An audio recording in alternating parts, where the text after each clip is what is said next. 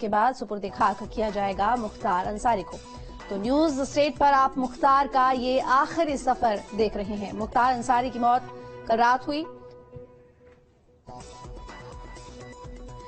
तो हमारे साथ लगातार अविनाश बने हुए हैं, पल पल का अपडेट दे रहे हैं। अविनाश, आप काफिले के साथ में मौजूद हैं। मुख्तार का शव अब गाजीपुर के लिए रवाना हो चुका है। कहां तक फिलहाल ये काफिला पहुंचा है? देखिए, अभी सिर्फ कुछ ही मिनट हुए हैं जब बांदा के मेडिकल कॉलेज से मुख्तार अंसारी की डेड बॉडी को निकाला गया है और इस वक्त मैं सीधी तस्वीर आपको दिखा दूं, काफिले की तस्वीर। जिस काफिले में मुख्तार अंसारी की डेड बॉडी है, आगे एम्बुलेंस आप देख पा रही हैं, उसी एम्बुलेंस में मुख्तार अंसारी की डेड बॉडी रखी हुई है, जिसमें कि मुख्तार अंसारी का छोटा बेटा उमर अंसारी भी मौजूद है।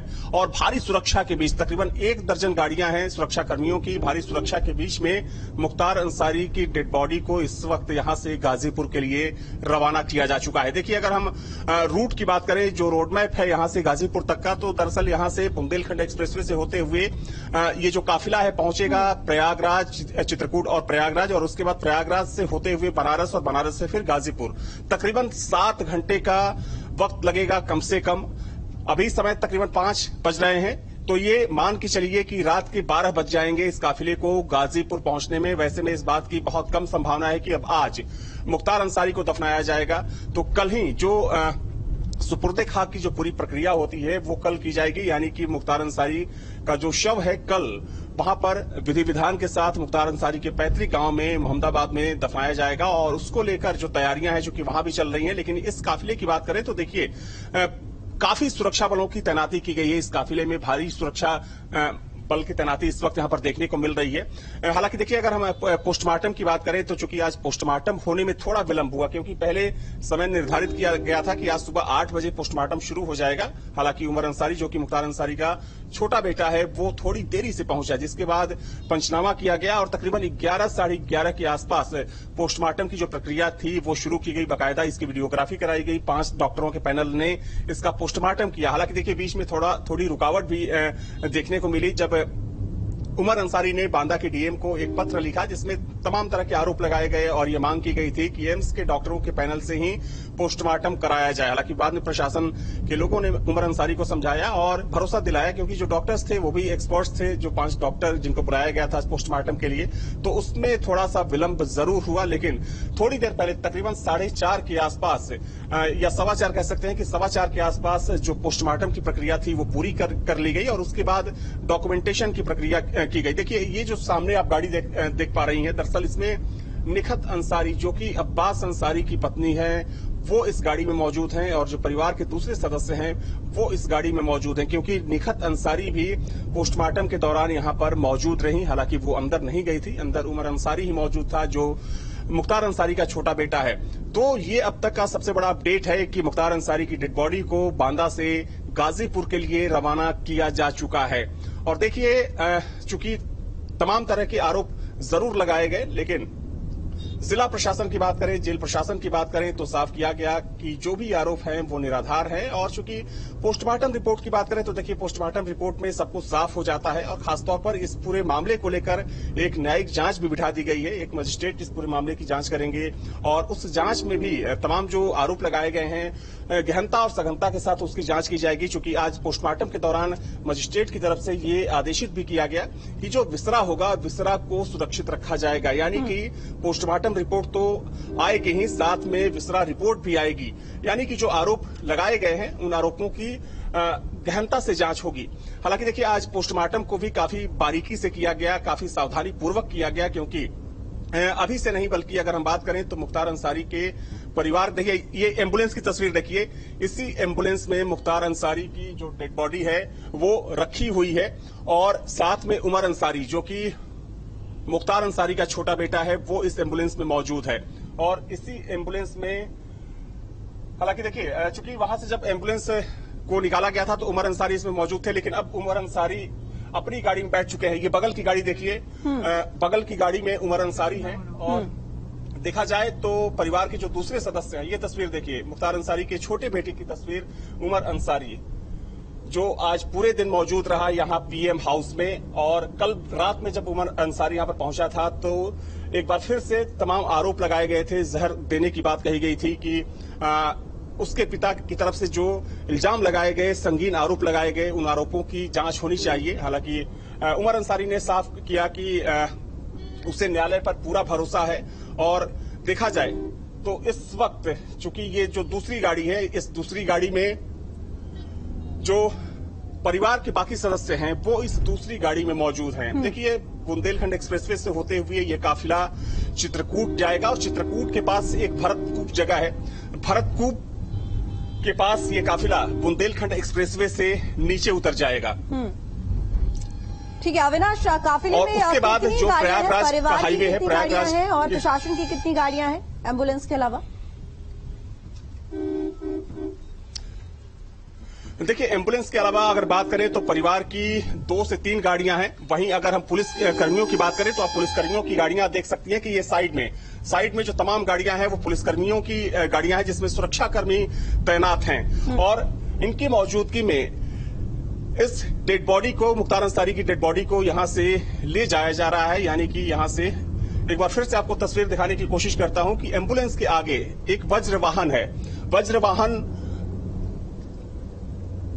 वज्रवाहन में आप तमाम सुरक्षाकर्मियों को देख सकते हैं कि जो तैनात हैं और वज्रवाहन के ठीक पीछे ये एम्बुलेंस है जिसमें मुख्तार अंसारी की डेड बॉडी रखी हुई है और उसके ठीक बगल में देखिए ये ब्लैक कलर की एक गाड़ी है जिसमें उमर अंसारी मौजूद है। उमर अंसारी जो मुख्तार अंसारी का छोटा बेटा है, जो आज पोस्टमार्टम के दौरान पूरे दिन पीएम हाउस में मौजूद रहा। उसके पीछे जो आप इंडेवर गाड़ी देख रही हैं, इसमें निखत अंसारी जो कि अब्बास अंसारी की पत्नी है वो भी यहां पर मौजूद है इस काफिले में।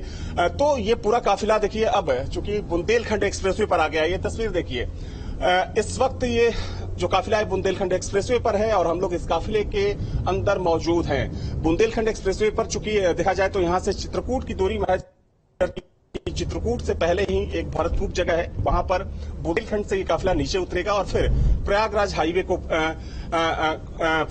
से होते हुए प्रयागराज पहुंचेगा। तो ये ताजा तस्वीर है बुंदेलखंड एक्सप्रेसवे से, जहां से मुख्तार अंसारी की डेड बॉडी इस वक्त ले जा रही है गाजीपुर में मुख्तार अंसारी की डेड बॉडी को सुपुर्दे खाक होना है। इस बात की उम्मीद थी।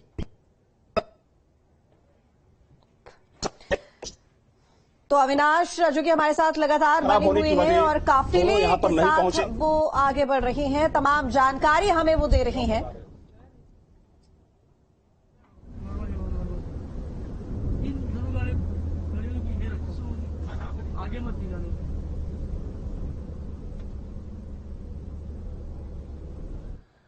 तो अविनाश देखिए, जिस तरीके से आप देख रहे हैं खुद और समझ भी पा रहे हैं क्या कुछ चल रहा है, लेकिन ये बताइए कि ये जो पुलिसकर्मी साथ में जा रहे हैं इस काफिले के साथ में, जब वहां सुपुर्दे खाक किया जाएगा, क्योंकि कल सुबह की नमाज के बाद सुपुर्दे खाक किया जाएगा, तो पुलिसकर्मी शव को वहां पर सुपुर्द करके वापस लौट आएंगे या जब तक सुपुर्दे खाक किया जाएगा ये तमाम पुलिसकर्मी जो इस काफिले में जा रहे हैं वहीं रहने वाले हैं तब तक? नहीं, देखिए, जो इस काफिले में पुलिसकर्मी और सुरक्षाकर्मी और जो पुलिस के अधिकारी मौजूद हैं, इनका काम सिर्फ डेड बॉडी को गाजीपुर में जिला प्रशासन को हैंडओवर करना है। उसके बाद की जो व्यवस्था है वो गाजीपुर की जो पुलिस है और जो वहां का जिला प्रशासन है वो देखेगा।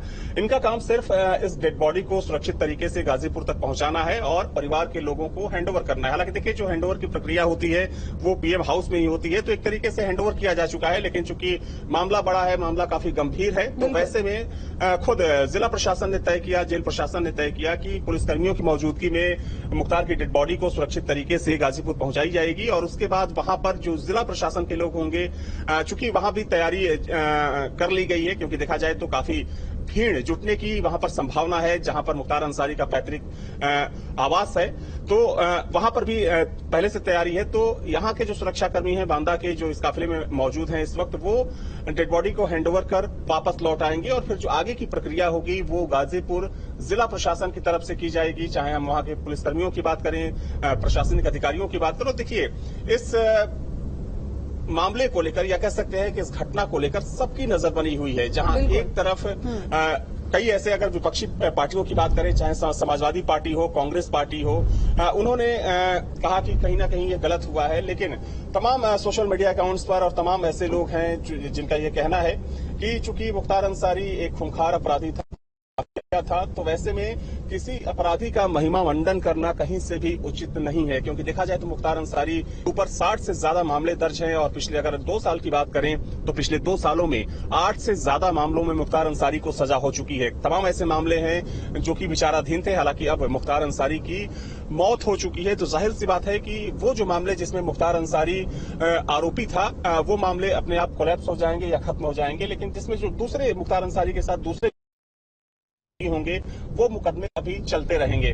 तो कह सकते हैं कि एक बड़े अध्याय का अंत हो चुका है, क्योंकि मुख्तार अंसारी कोई छोटा नाम नहीं था। मुख्तार अंसारी वो नाम था जिसकी तूती बोलती थी और कहा जाता था कि पूर्वांचल में जो जरायम की दुनिया है उसका बेताज बादशाह अगर कोई है तो वो मुख्तार अंसारी है। और बीते अगर हम कुछ दशकों की बात करें, हालांकि पिछले 6 से 7 सालों से मुख्तार अंसारी के बुरे दिन तब शुरू हुए जब उत्तर प्रदेश में योगी आदित्यनाथ की सरकार बनी और देखा जाए तो सैकड़ों करोड़ रुपए की जो प्रॉपर्टी है, अवैध संपत्ति थी मुख्तार अंसारी की, या तो उसको जब्त किया गया, उसको जमींदोज किया गया, उसको ध्वस्त किया गया। देखा जाए तो तकरीबन 1200 करोड़ से ज्यादा की प्रॉपर्टी खुद मुख्तार अंसारी की, सहयोगियों को अगर अलग छोड़ दें। और देखिए मुख्तार अंसारी, ना सिर्फ मुख्तार अंसारी की मुश्किलें बढ़ी पिछले 7 सालों में, बल्कि मुख्तार अंसारी का जो पूरा कुनबा था, जो पूरा परिवार था, चाहे बेटे अब्बास अंसारी की बात करें, फर्जी लाइसेंस के मामले में मुख्तार अंसारी के बेटे अब्बास अंसारी को जेल जाना पड़ा, भाई अफजाल अंसारी को भी एक मामले में सजा हुई, तो पूरा परिवार कहीं ना कहीं मुश्किलों में घिरता चला गया। ईडी की छापेमारी हुई ना सिर्फ मुख्तार अंसारी के करीबियों के ऊपर, बल्कि मुख्तार अंसारी के गैंग में जो लोग शामिल थे उनके ऊपर। तो पिछले अगर हम कुछ सालों की बात करें, खासतौर पर अगर हम पिछले 4 से सालों की बात करें तो 3 से 4 सालों में मुख्तार अंसारी की कहते हैं कि एक तरीके से मुख्तार अंसारी गैंग की कमर टूट सी गई और ना सिर्फ राज्य को नुकसान हुआ, वो मुख्तार अंसारी का साथ छोड़कर भाग गए और तमाम ऐसे लोग थे जिनको पुलिस ने इनकाउंटर में घेर दिया।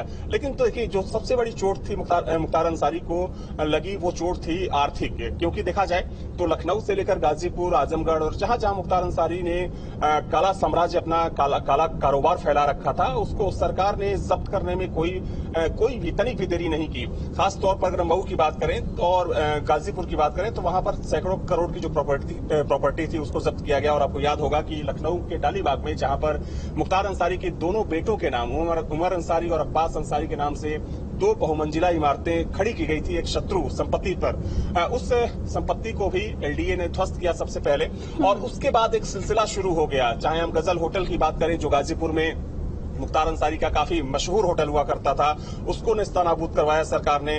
लखनऊ में जो दूसरी कई तमाम प्रॉपर्टी थी उसको जब्त करने का काम किया, आजमगढ़, गाजीपुर, तो ऐसे दर्जनों उदाहरण हैं। और देखिए चूंकि अगर इस सरकार की बात करें तो योगी आदित्यनाथ ने 2017 में ही साफ किया था कि ऑर्गेनाइज्ड क्राइम को पूरी तरीके से उखाड़कर फेंक दिया जाएगा।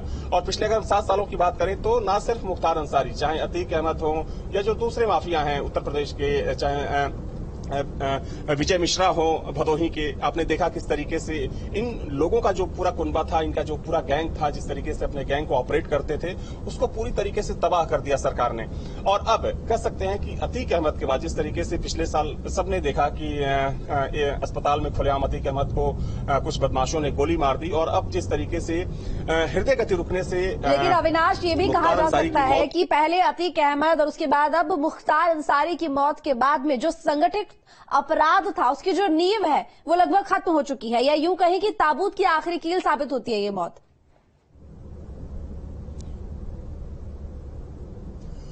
देखिए ये कहना अभी मुनासिब नहीं होगा कि पूरी तरीके से ऑर्गेनाइज्ड क्राइम उत्तर प्रदेश से खत्म हो चुका है, लेकिन हाँ कह सकते हैं कि लगभग अब खत्म होने के कगार पर है। क्योंकि अगर हम देखिए ऑर्गेनाइज्ड क्राइम की बात करें तो ऑर्गेनाइज्ड क्राइम का जो प्रभाव था पहले वो सबसे ज्यादा पूर्वांचल में देखने को मिलता था। पूर्वांचल में चूंकि कई गैंग थे जो ऑपरेट होते थे, चाहे हम मुख्तार अंसारी गैंग की बात करें, विजय मिश्रा गैंग की बात करें, ब्रजेश